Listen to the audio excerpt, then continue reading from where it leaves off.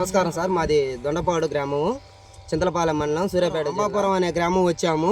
స్కంద అనే వెరైటీ చూద్దాం వచ్చాము. తేజ వెరైటీ, నవధాన్య స్వీట్స్ వారి వెరైటీ తేజ చూద్దామని వచ్చామండి.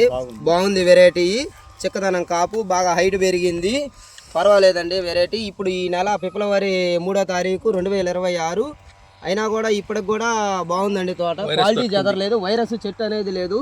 ఇప్పుడు చూసినా కూడా పర్వాలేదు. ఏ రైతు వచ్చినా కూడా మనిషికి మినిమం 1 ఎకరం నుంచి 2 ఎకరాలు వేసుకోవచ్చు.